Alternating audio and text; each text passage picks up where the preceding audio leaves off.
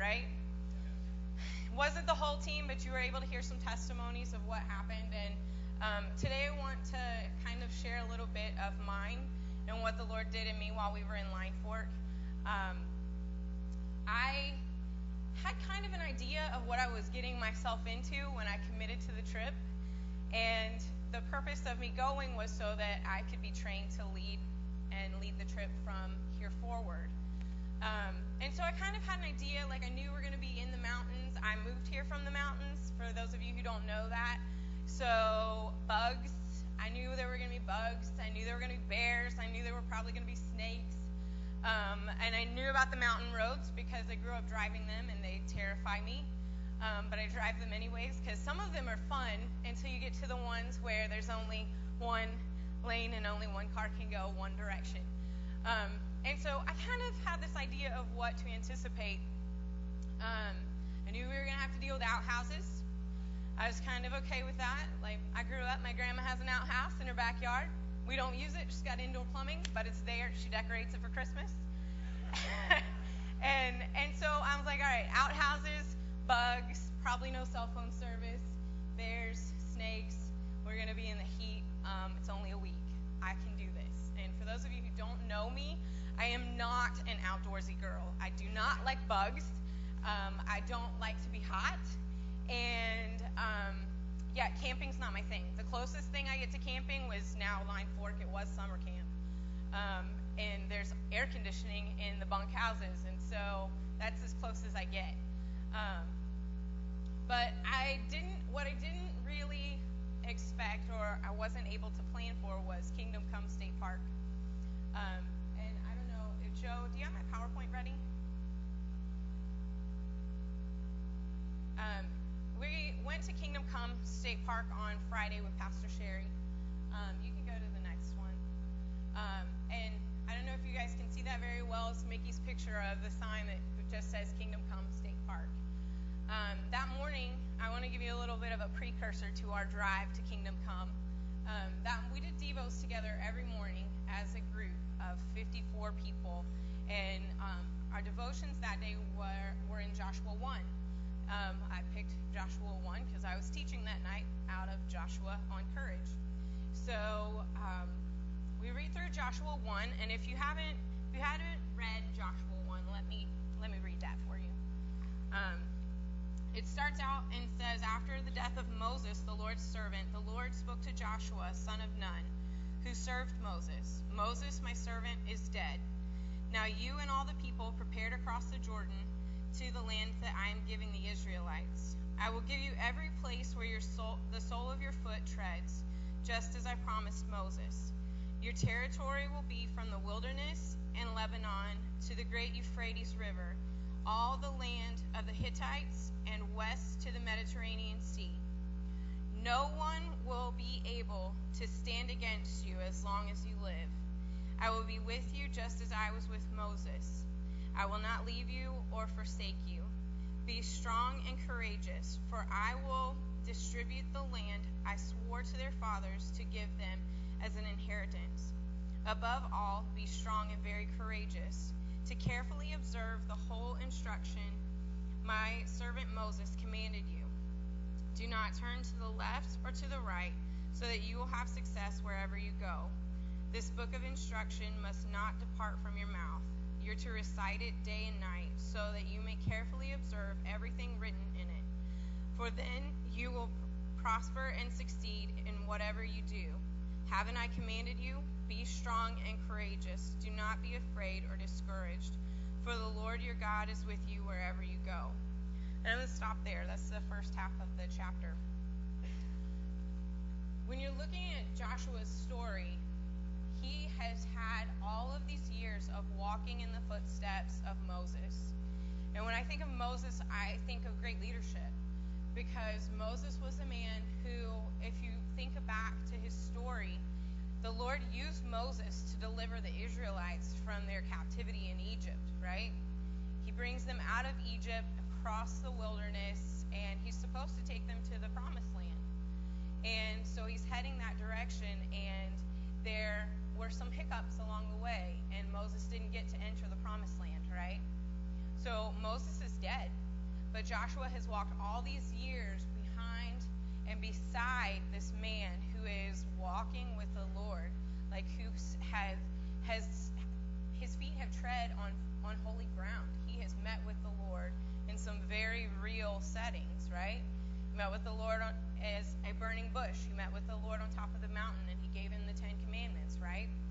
And so when I think of being a Joshua, fear rises up in me because you look at great leadership, and those are big shoes to fill sometimes.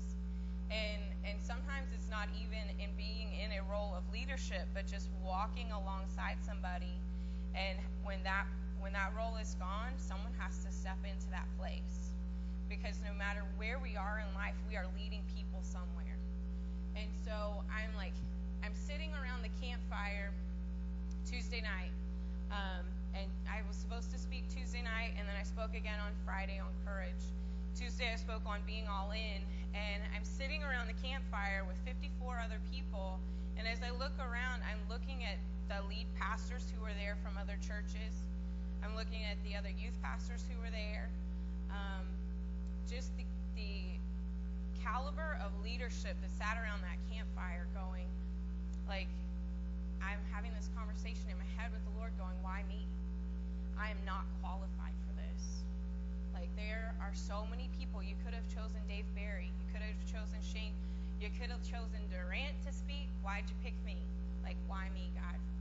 And so I spoke that night on being all in, because to me that's a very real thing. Making the commitment to be all in with the Lord is something that if you don't do it, you're constantly living life riding both sides of the fence, and there is no wholeness in that, in either direction. You have to choose to be on one side or the other.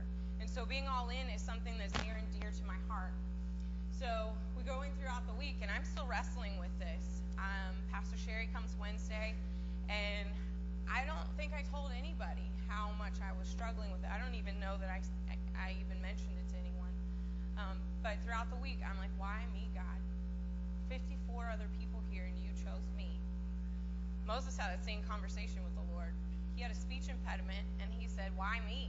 Like, can't you choose somebody else who knows how to speak, who can speak with eloquence to free your people? He goes, he deals with Pharaoh. The Egyptians decide to let the Israelites go, and then they flee Egypt. He leads them out of that, and they're heading towards the promised land. In the meantime, Moses is dead. And that's the first thing the Lord reminds Joshua of. My servant Moses is dead. And he said, but everything that I promised Moses, I'm giving to you. But you have to be strong and courageous. You have to choose to walk in courage and to trust me as I lead you to the promised land, right? And so, like, thinking about all of that, how does that apply to us? I was struggling a little bit with that. Like, God, give me some perspective on it. Well, then we went to Kingdom Come State Park that afternoon. And let me tell you, the Lord put it all in great clarity. Kingdom Come State Park, everybody was, like, super hyped about going to. I'm thinking, like, great, we're taking a drive through nature. I'm driving because they don't have enough drivers, and we'll see what happens. Poor Vicky and Michaela were in my car. And so we get, like, we're probably driving like 10, 15 minutes, and we're driving down these mountain roads, which they're not bothering me. At this point, it's just fun because they're still two sides of the road, okay?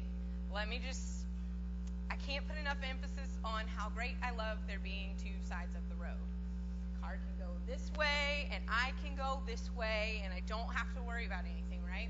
Well, Kingdom Come State Park, as you get closer to it, there are less and less guardrails and less road. And so I have two really great fears in life that I have not overcome. I am terrified of heights. I am short, okay? And I'm okay with that. And my feet should stay on the ground at all times. Like, flying is one thing. I just sit where I can't see things and I do okay. But when I'm actually driving or I have to climb something, it gets a little shaky, okay? I'll do it if I absolutely have to and there's no other options, but I don't love it. And so we're driving, and we make one stop. And my second fear is the fear of being lost. And Sherry is leading the pack because Pastor Durant is gone. And we stopped to take pictures in Line Fork, I'm assuming. It's this little teeny town that I don't know that it even had a stoplight. I know it had a stop sign. We stopped at, and we rolled through, and there's this like gazebo thing, and these two bears. One's a black bear, one's a like quilt pattern bear of some sort. And Sherry pulls off, and I'm like, oh my gosh, we're lost. And for any of you guys who traveled with Sherry, she gets lost really easy, and she will admit that. And so we made this stop, and we get out, and I'm like, Sherry, what are we doing? You didn't say anything about stopping. And she goes, oh, we're taking pictures with the bears, right? Because there are people around, and they heard me ask the question, what's the deal? And so as people start walking towards the bears, Sherry goes, I'm not sure I know where I'm at. And so me, already a little concerned about this as we're taking the trip, everything in me goes, what? You are taking 54 of us and you're lost already? I'm like, and it wouldn't be a big deal if GPS worked, but we are in the mountains of Kentucky and there's no cell phone service, and so there's no GPS. And I'm like, oh my God, we're going to die today and nobody's going to know where to find us. But, you know, learning to be a leader over the years, I keep it all in, and I'm like, great. So we go, we take our picture with the bears. It was great. And then we head a little bit further into the unknown. And Sherry eventually finds her way into the park. And so our first stop was Log Rock. And Joe, if you go to the next picture, Log Rock is exactly that. It is this huge rock that looks like a log on the next one. And there it is, okay? It looks like a tree that has fallen over, but it's just a big rock. You can go up under it and take pictures. You can climb it. It was kind of rainy that day, so we didn't let everybody climb up on because we needed no, like, dying or breaking of things. So we took our group photos at Log Rock and whatever, and so we go back to the car, and I said, Sherry, are the roads going to get worse? She said, oh, yeah. And just kind of like laughed it off and got in the car. And I'm like, oh, yeah, here we go. So I get back in the car, and I think at that point I had already told Mickey and Vicky that I'm terrified of heights and I'm afraid of getting lost. And the roads where there are no guardrails freak me out like none other. Because, like, I'm not talking about, like, our roads with no guardrail. I'm talking about roads where on this side where the drop-off is there, and you can clearly see if you run off the pavement, you are dying today unless a tree catches you. So we leave Log Rock and we head to the next outlook, right? So we're heading to this next outlook, and at this point, once you leave Log Rock, you can no longer go two directions. It's a one-way road, supposedly. There's no one-way signs, but you're supposed to enter the park one way and leave the other. And so I'm the, like, 8th car in the back, right? I'm pulling up the rear. Sherry's leading the team. And all I see is we come down, I, like, top this hill and start to come down and back up. And I see the taillights on Sherry's car come to a complete halt. And I go, oh, God. And as I'm watching, then I then see this little white car peek out from the other side. And I'm like, oh, no. This is all in my head, mind you. And so I'm like, oh, my gosh, we're going to die today. Because there's the drop-off right here, and there is hillside right here. So you can only pull off so much. And I was like, oh, dear Jesus, I came to Kingdom Come, and I'm going to Kingdom Come, and I'm actually going to meet my Maker today. This was not how I saw this happening. And so I watched as Sherry's car, like, gets around there just by a thread. And then I watch as the next car from South Boston gets around, and Johnny is in front of me driving Durant's Denali. And there's a Denali in front of him. For those of you who remember the Weldons, Serena's driving her Denali in front of Johnny. And so all the little cars have gone, And then you have Denali number 1, Denali number 2, and then my Ford. And I'm like, oh my gosh. And I think at this point, Vicky's in the back praying in tongues. And I've turned up the radio so that I don't have to talk to anybody because I don't have the capacity for that. And Mickey's in my passenger seat, bless her heart, quoting scripture to me from this morning because we read Joshua 1. And I'm just thinking, Charlie, just don't say anything. Just drive. Just drive. And Mickey's over here quoting scripture. Be strong and courageous. You got this. You can do it. Just like Joshua did. And I'm thinking, please shut up. She knows this, okay? I've already told her this is not anything Mickey does not know, but I'm thinking in my head, please shut up. And so I watched as Serena just barely gets by this car. I mean, like, there must have been like this much room between her and that other car. And given this guy did have probably 4 more inches he could have pulled off, so I'm a little irked about that. And so then I watched Johnny, and I'm thinking, okay, Serena got through, Johnny can get through. If Johnny can get through, that means I can get through.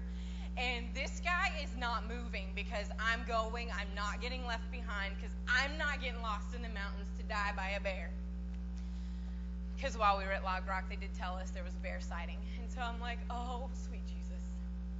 So it's like all I can do at this point to keep it together. And Vicky can attest to that because I was like, oh my gosh. Like, I know I was talking to myself, like, you can do this. We got this. Like, almost there, right? So Johnny gets by. I inch by. Like, I feel my tires come off the pavement on this side a little bit. And I'm like, oh my God, we're going to die. And this guy is like giving me the evilest look he could because he wanted to go through. He waited for like the 7 other cars I should have let him through. And I'm thinking, heck no, man. You let the 7 other cars go, I'm going. And so I get around him, right?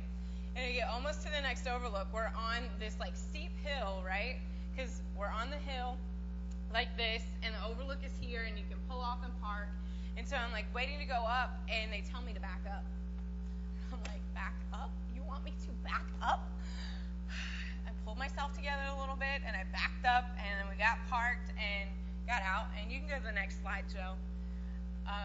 This is us, the team at this overlook, right? And I don't know if you can really tell in the picture, but this overlook was nice. It was like big stone, on the sides of the railing. Super nice, right? Whole team's up there. I just, my fear of heights, I know better than to go to the edge. So I'm like, all right, if I stay here, I can't really see anything but clouds, and that's enough for me. I don't need to see how far it goes down. And so I stayed in the front. I don't know if you can see me there, but I'm right behind Sherry. And I'm like, okay, this is close enough for me. Let's take the picture and get out of here. So we take the picture and we do just that. We get out of here. And we go up. We're like, I don't know, more than halfway up the mountain at this point. The next overlook is at the very top of the mountain. And I'm not talking your like run-of-the-mill like hill like Mount Trashmore. I am talking at the top of the mountain. And so you can go ahead and go to the next one, Joe. We go up to Bullock Overlook, which I don't know if you can read that number, is 2,680 feet in the air. And I'm going, at this point, I'm just doing good to get out of the car, right? They go to the overlook. The first overlook was really, really nice, right? Had all the rocks. You couldn't really see over unless you wanted to see over. This one, not so much. This one was like a bridge. It was this little bridge that they built like stilts almost to hold it on the one side because, you're on the top of the mountain. It just drops from there. The rails on it, you can't see from this picture, but it might as well have been chain link fence, okay? You could see everything without getting on the overlook, and I could not do it. And so Sherry, for those of you guys who know Sherry, loves to take pictures, right? Especially when you're traveling, you have to get group pictures at every stop, right? Right. I'm doing all I can not to, cry at this point. Get out of the car. I'm going to stand at the car and wait. They can get their picture and then come on. No. Sherry sees I'm not there, and she's like, Charlie, come on. We're going to take a picture. And I'm like, no, I'm good. You guys take your picture. I'm going to stay right here. No. Just one picture. Come on. As she's sending everybody out to the end of this bridge overlook, okay? Mind you, you can see through the wood slats, and all of the little fencing around the edges, and I'm like going, I can't do this. Like, I have to speak tonight, and I barely have the capacity to hold myself together right now. But Sherry's insistence, I end up on that bridge, and you see me there in the turquoise shirt. I got on there enough for her to take her picture, and then I was gone. I got back in the car, and I was like, take me home. So then you have to go down the mountain, right? Roads are just as bad and just as terrifying. At one point, we had to stop and let like one car go around a turn at a time because the turns are so tight and the road is so little. And I'm like, oh my gosh, like I cannot wait to be back at Pastor Mary's house. I just need to like not have to drive this road anymore. So we get back and to the camp, and I am like all to pieces at this point. Pastor Sherry and a friend of mine came up to me and they're like, are you okay? I'm like, I can't even talk to you right now. Like, you're gonna have to give me a few minutes.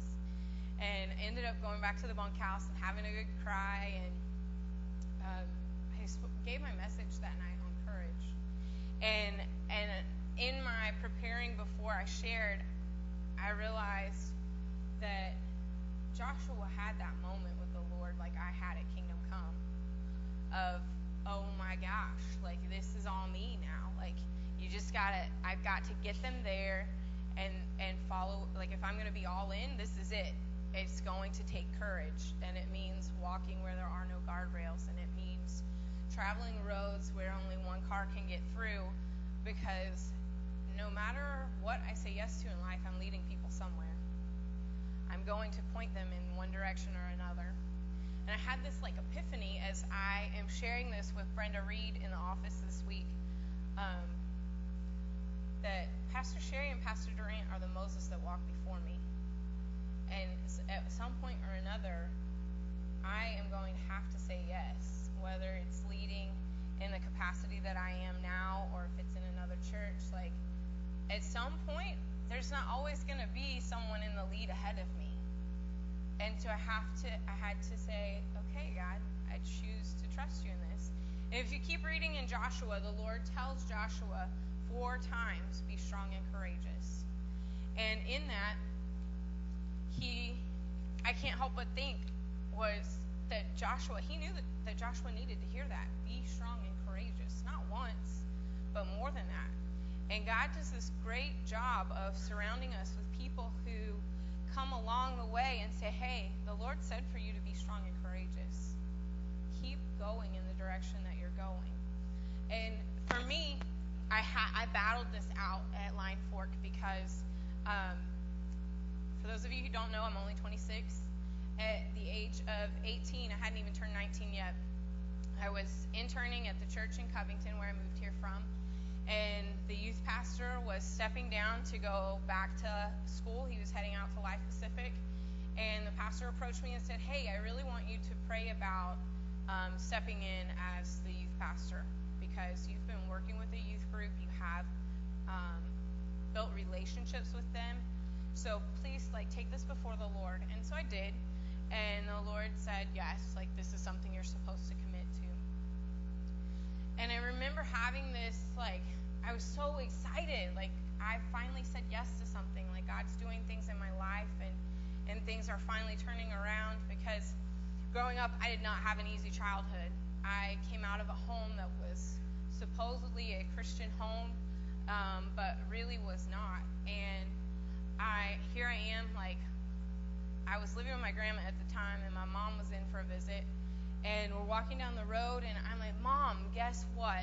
This is what's happening in my life. I said, Pastor Steve asked me to take the role as youth pastor, and I said yes.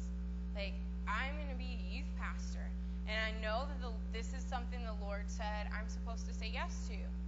And my mom stops in the middle of the road and looks at me and says, you'll never make it. You can't do that. You're going to be just like your dad was, and you're not going to accomplish anything. And I just remember pocketing that, and I'm only 18 at this point, okay? So please keep that in mind and don't judge me. Because I remember thinking, I'll show you. I know the Lord said to say yes to this, and I will show you. And so there was a season of life where I was doing things because I was sticking it out because I had to prove my mom wrong. until the Lord brought me to this place where it doesn't matter what my mom thinks or anyone else, but that still sticks with you. When you have people in your life who say, you're not worth it, you can't do this is going to go nowhere, you'll fail. And I feel like there are some of you who God's called you to greatness, no matter what that looks like, whether it's being a great dad or a great mom or a great husband or a great wife, or if he's called you to be a children's pastor or a youth pastor or a worship pastor, whatever the Lord has called you to, we tend to be like paralyzed by this fear of what if they're right? What if they're right? I really wrestled with pulling this message together because I've never really shared anything of my past with anybody outside of like a very small group setting, and I've always been very protective of that because it's my story, and people don't always handle our stories with care. And as I was like preparing this, I realized like when I shared my message in Line Fork and I stood on top of a picnic table and preached that night. But I shared and I said, you know what? I'm all in. It doesn't matter what my mom said. I am choosing to walk in what the Lord called me to, just like Joshua did. So where are you? Who is the Moses in your life? And are you going to be a Joshua? Are you going to be willing to say yes to the Lord in wherever he calls you to lead people?